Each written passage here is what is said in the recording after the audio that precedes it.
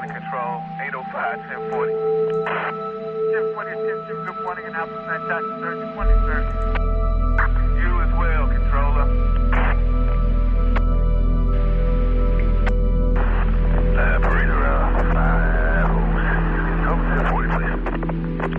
Bonjour à tous et bienvenue dans cette nouvelle vidéo. Aujourd'hui, je vais répondre à une question qui m'a été posée par Geoffrey. Bonjour, je suis votre cours MQL4 sur Udemy et je me demandais s'il était possible de régler un stop loss et un take profit en fonction des valeurs d'un indice comme le stochastique. Alors oui, bien sûr, c'est tout à fait possible, mais selon moi, c'est plus prudent de définir un vrai stop loss en points, en mode siège éjectable, au cas où l'indicateur serait trop décalé par rapport au prix. Au moins, on aura défini une perte maximum autorisée par trade qui sera fixe et qui correspond à notre gestion du pire. Mais pour aller dans le sens de la question, on peut tout à fait utiliser la fonction order close pour clôturer la position par rapport à l'indicateur stochastique. L'idée de cette vidéo, c'est de répondre à la question qui m'a été posée et de vous montrer comment on peut coder un robot en se basant sur un indicateur. On va commencer par le stochastique et ensuite on fera la même chose avec des moyennes mobiles. Alors avant de commencer à coder, je veux vous dire que si vous êtes intéressé par apprendre à coder des robots de trading en MQL4, je vous recommande ma formation sur Udemy. Vous y apprendrez comment coder des robots de trading profitables qui fonctionnent sur les indices ou sur le marché du Forex. Vous pouvez remarquer qu'au niveau des avis, j'ai obtenu une note de 4,9 sur 5 et que la formation est taguée parmi les mieux notés. Voilà, simplement je dis ça parce que sur cette vidéo, je ne vais pas m'attarder sur les explications. Donc si vous ne connaissez pas le langage MQL4, je vous recommande encore une fois de suivre ma formation. Ok, on est parti. Alors, tout d'abord, regardons à quoi correspond l'indicateur stochastique. En fait, il est conçu pour identifier les zones de surachat et de survente. L'indicateur stochastique oscille entre 0 et 100 et il est composé de deux lignes. La ligne K, la ligne principale, et la ligne de pourcentage D, la ligne de signal, qui est en fait une moyenne mobile de la ligne K. Donc on peut se dire que le signal d'achat, il va intervenir après le croisement de la ligne K et de la ligne D, comme ici, et avec une condition, la valeur du stochastique est inférieure à un certain niveau, par exemple 10, c'est ce qu'on a ici. Donc là il a acheté, et il revend une fois que le stochastique dépasse une certaine valeur. Donc ça fait des trades qui sont très courts, c'est vraiment un mode scalping. Mais ça vient surtout du fait qu'on est sur une unité de temps qui est très courte puisqu'on est sur un graphique en 1 minute. Dans un premier temps, ce qu'on va devoir définir, c'est nos deux lignes de stochastique, donc la ligne K et la ligne D.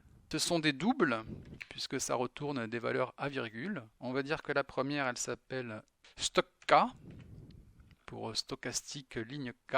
Donc on va utiliser la fonction prédéfinie i stochastique. Alors le premier paramètre c'est le symbole. Donc si je mets nul ou 0, c'est le symbole en cours. Le deuxième paramètre c'est le time frame. Donc je mets 0 pour le time frame en cours. Et ensuite on rentre les périodes de la stochastique en général, par défaut, c'est 5, 3 et 3. Ensuite, le mode pour définir comment on calcule les moyennes mobiles. Donc nous, on fait des moyennes mobiles simples. Ensuite, le prix. Alors ça peut être soit 0 pour un prix identifié sur les plus hauts et les plus bas, soit 1 pour un prix qui sera calculé sur la fermeture. En règle générale, on voit que ce paramètre est souvent mis à 0. Donc nous, on va faire comme tout le monde, on va mettre 0. Ensuite, donc c'est l'indicateur, donc c'est là qu'on va pouvoir sélectionner si on utilise la ligne K ou la ligne D, la ligne principale ou la ligne de signal. Nous, ici, on va mettre le mode main. Et enfin, c'est le décalage, le shift. Donc nous, on est sur la bougie actuelle, donc on va mettre 0. On va copier ça. On va faire pareil pour la ligne de signal. Ça sera la D. Et ici, signal. Je copie mes deux lignes. Donc ça c'est pour la bougie actuelle et je fais la même chose pour la bougie précédente. Donc ici je mets 1, ici je mets 1, ici je mets 1, donc on décale tout de une bougie et ici je mets 1. Donc là on a défini nos 4 variables qui correspondent à nos lignes de stochastique. On n'oublie pas, on n'est pas en JavaScript, donc on met des points-virgules partout à la fin des lignes de code. Il faut que nos deux lignes de stochastique soient inférieures à notre variable stockLow. Et stockd est aussi plus petite que stockLow. Dans mon indicateur de stochastique, on a donc la ligne principale, on a dit que c'était la verte, la ligne de signal, c'est la rouge. Et dans les paramètres, ici, on a le champ de prix qui correspond à mon paramètre soit 0, soit 1. Donc nous, on avait mis 0 pour calculer sur les prix les plus hauts et les prix les plus bas. Mais au final, je m'aperçois que c'est peut-être mieux de mettre sur la clôture, donc close, parce que ça agrandit en fait le stochastique et ça donne des valeurs qui sont un peu plus extrêmes. Du coup, ici, j'ai mis 1 plutôt que 0. Pour anticiper donc notre croisement, ce qu'il nous faut, comme par exemple ici, on a sur la bougie précédente la ligne de tendance, donc la verte, qui est plus petite que la ligne de signal que la rouge. Et ensuite, sur la bougie actuelle, la ligne de tendance, elle est plus grande que la rouge. On a dit que la ligne de tendance de la bougie précédente, elle est plus petite que la ligne de signal de la bougie précédente, et la ligne de tendance de la bougie actuelle, elle est donc plus grande que la ligne de signal de la bougie actuelle. Et pour ne passer qu'un seul ordre, on va utiliser la fonction order total qui est plus petit que 1. Et si ces conditions sont vérifiées, on va lancer notre ordre d'achat. Et donc pour l'instant, on va mettre un stop loss à 15 points et un objectif qui sera de 34 points. On va vérifier si nos conditions fonctionnent en backtestant notre robot. Ok, donc on voit il a passé ici une position à l'achat sur cette bougie à 13h08 et à 13h07, 13h05 on avait la ligne de signal qui était plus grande, donc la ligne rouge qui était plus grande que la verte, et à 13h06 on a eu le croisement puisque la verte était plus grande ce coup-ci que la rouge. On était bien en dessous de 10 points puisqu'on est à peu près à 9 à 13h06 et donc notre ordre s'exécute bien ici. Alors le problème qu'on a maintenant, c'est que si je veux sortir mes positions, par exemple quand le niveau du stochastique dépasse les 70, on voit que j'achète là, je vends ici, je fais quand même un tout petit bénéfice parce qu'on n'a pas vraiment un gros écart. Et il y aura même des fois où on va acheter sous les 10 du stochastique et même en vendant au-dessus de 90 du stochastique, on peut être sur une position perdante à cause du décalage qu'il y a entre les prix et les valeurs de l'indicateur.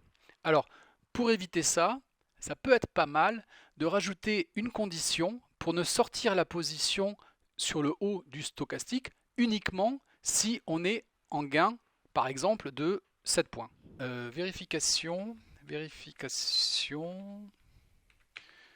des conditions de fermeture.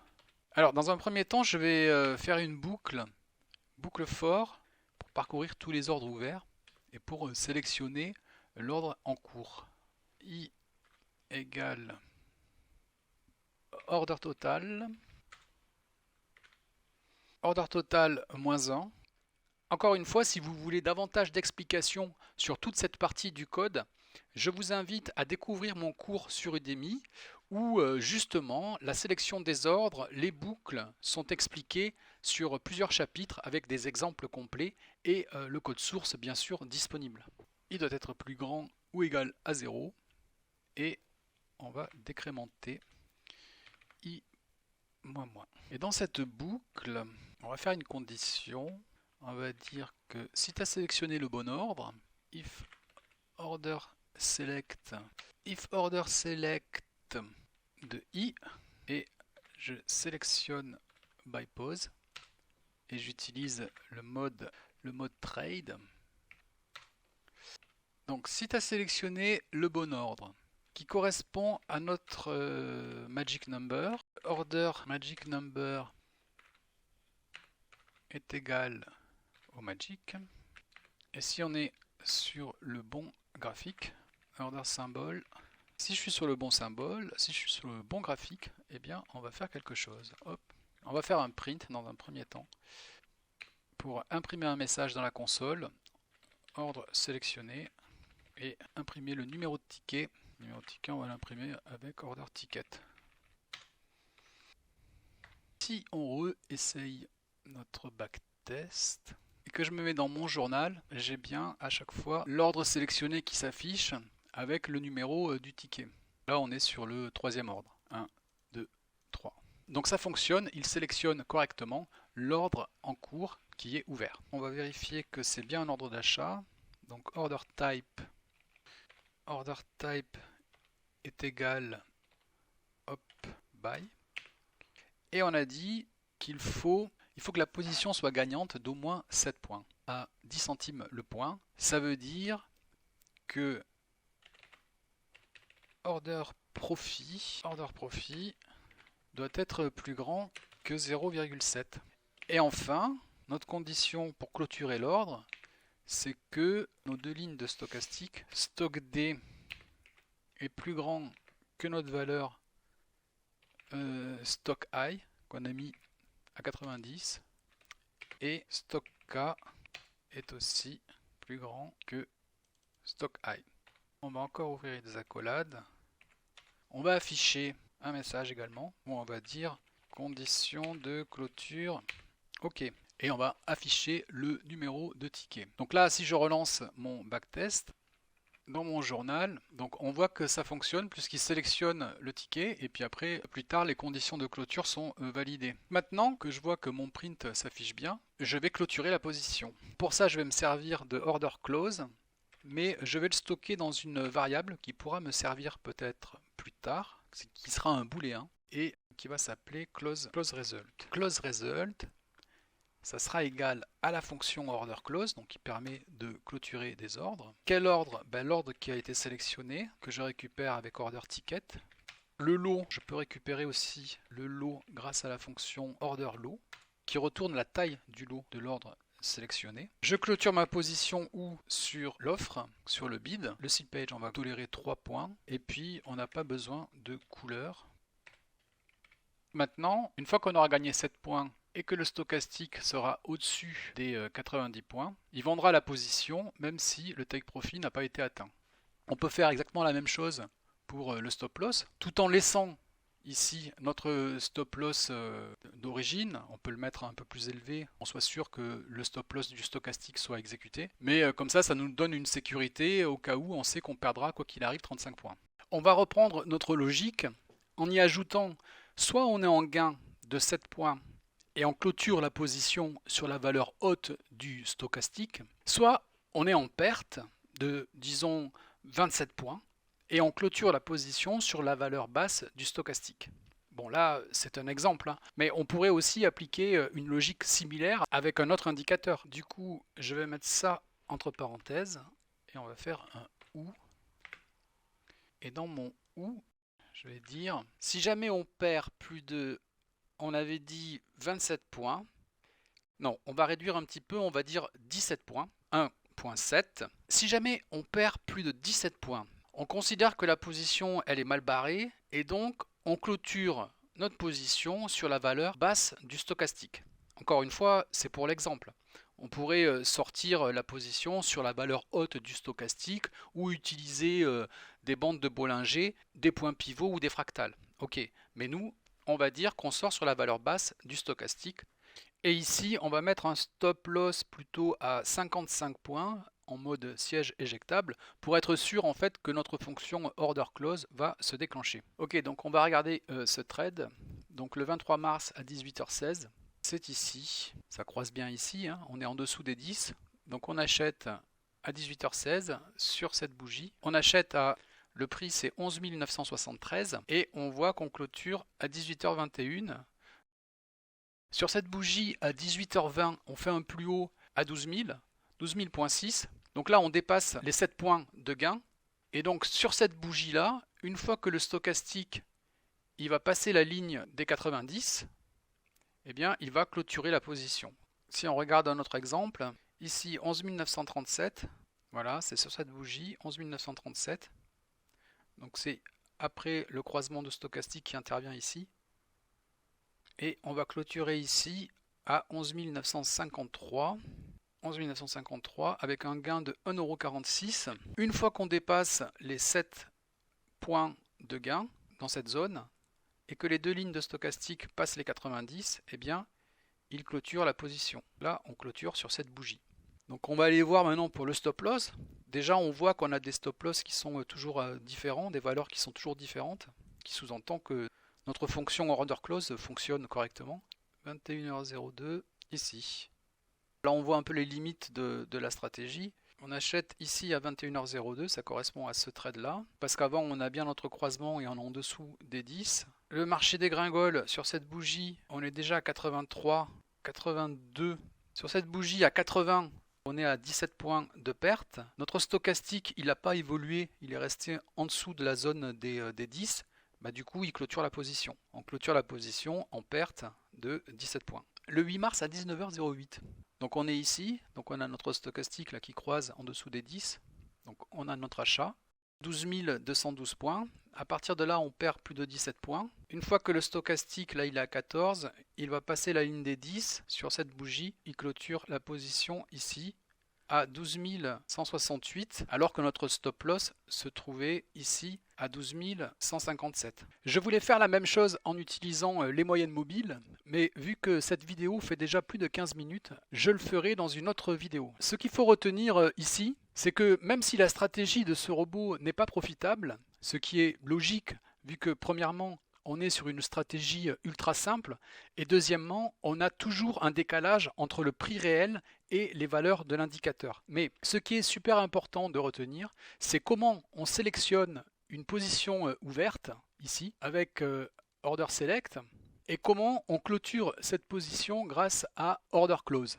Alors ici, on clôture la position en fonction de l'indicateur stochastique, mais on peut tout à fait imaginer en fait faire la même chose, sélectionner une position et la clôturer par rapport à soit un horaire, soit une volatilité extrême, etc., etc. Et ça, c'est hyper utilisé dans la conception d'algo de trading parce qu'on fait de la manipulation de positions et donc c'est comme ça qu'on va gérer les positions ouvertes. Voilà, j'espère que cette vidéo vous a plu. Je mets le code de ce robot à votre disposition sur mon site mql4easytrading.com. Vous vous inscrivez, vous vous connectez, vous cliquez sur l'onglet blog et puis vous allez dans programmation MQL4 et je mettrai donc le code source comme toujours à la fin de tous les autres codes sources qu'on avait vus, les fractales, les indicateurs, etc., etc. Vous pouvez également consulter la partie premium et regarder s'il y a un robot qui vous intéresse pour une modique somme, soit de 2,99 €, soit de 1,99 €, avec systématiquement plusieurs vidéos d'explication et le code source qui est téléchargeable. Voilà, merci à tous pour votre attention et je vous dis à bientôt.